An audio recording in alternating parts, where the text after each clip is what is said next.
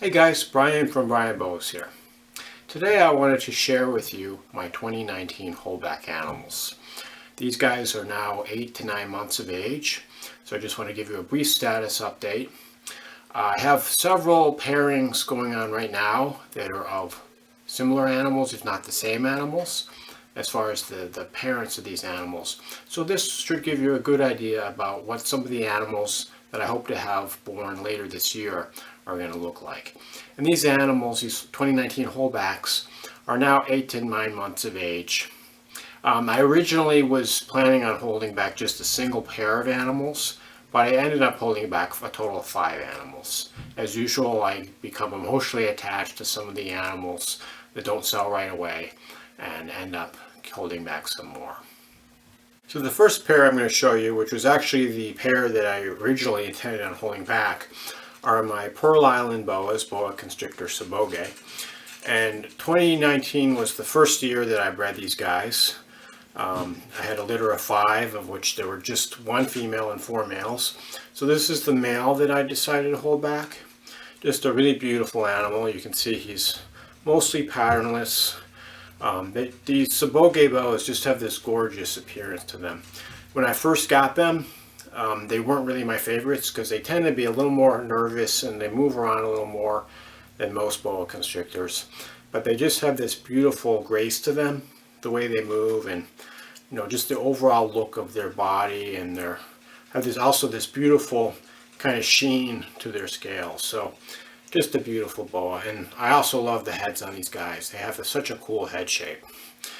So this is the male. You can see he's probably close to, I don't know, 2.5 feet at this point, but he's doing really well. I have another pairing going on right now of Saboge Boas, and it's the father of my 2019 litter with a different female. So fingers crossed that I'll get some more babies sometime this summer. And this is my female Boa Constrictor Saboge 2019 Holdback.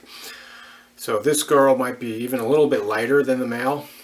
Just a beautiful animal. I mean, these guys, when they're babies, they almost look like little works of art. They're just so beautiful looking. Just this creamy tan color, and these beautiful burnt umber markings. And you can see she's mostly patternless. So the father of this litter is also mostly patternless, and he's got this beautiful blondish coloring to him. So the appearance passed on to these babies. So this little girl was a little bit challenging at first. It took her about 3.5 months to feed on her own. The rest of the litter, they ate fine on live fuzzies. But for her, she just took a little while longer to feed. I was really relieved when she finally ended up feeding about 3.5 months after she was born. So I had to assist feed her a mouse tail for quite a while. Another cool thing about this girl, you can see, I don't know if you can see, but her tongue actually has some black on it. It's kind of pink, but it's kind of got like some little black markings to it. Really cool. Almost reminds me of a Chow Chow dog. Some of those dogs have the pink tongue with the black markings. Super cool. And I just noticed that about her. I didn't notice this about her till I just took her out right now.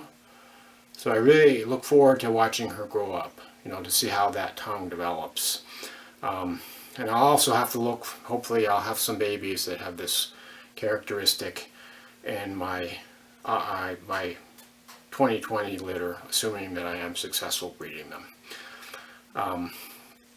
Again, stay tuned if you're interested in Saboge Boas, as I hope to have some more. And I will announce any updates to this breeding on future episodes of this show.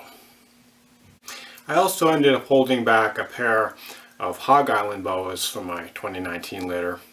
Originally I wasn't planning on it, but I had this pair that actually didn't end up selling, and like so many of my boas, I had become attached to them, and I decided to hold these guys back. So this is the female, and you can see she's just got beautiful colors, a lot of pinks and oranges, but also this kind of greenish bluish tint to her. And then of course, like most Hog Island boas, she's got a lot of nice freckle markings. And then looking at her tail, you can see this beautiful orangey pink tail. Hogs are definitely one of my favorite of the locality boas. I hope to produce some more this year. If I do, there'll be a half sibling to this female and the male that I'm going to show you next.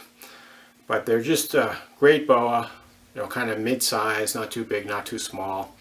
And I think they're really a must-have for any locality boa collector. Here's my male Hog Island Holdback from 2019. So he looks pretty similar to the female. Just, beautiful colors with just these nice blotches of pink and orange on his sides. And then his dorsal surface is kind of more of the greenish and bluish, more of the cool colors. But I love how these Hog Island boas just have so many different shades of color in the one animal. And they actually change color quite a bit. They'll typically get a little bit darker at night. But just very beautiful boa. Right now I would say they're probably about 2.5 feet long. And I have them feeding on kind of weanling mice, so not quite adult mice, but bigger than a hopper. And they're currently eating every other week. And they've shown a pretty good growth rate. They probably put on, I don't know, 6 or 7 inches since they were born. But again, we want them slow grown. They should take about 4 to 5 years to reach their adult size of around 5 to 6 feet in length for most of these animals. My last 2019 holdback is this female Corn Island boa. She's currently in shed right now, so her colors are a little bit muted, but I thought I'd show her to you. One thing that was unique about this animal is my other 4 babies in this litter all fed fine from the beginning. This animal took 6 months to feed from when she was born, and I had to assist feed her mouse tails quite a few times, and it was quite frustrating. So when she finally ate, actually it was early January she finally ate, she was born in July. When she finally ate, I was so happy, because it was such a long process. And now she's eating like a pig, and she's put on quite a bit of growth since she started eating. Of course, she was a little stunted from the lack of feeding for so long, but I think she's doing quite well now.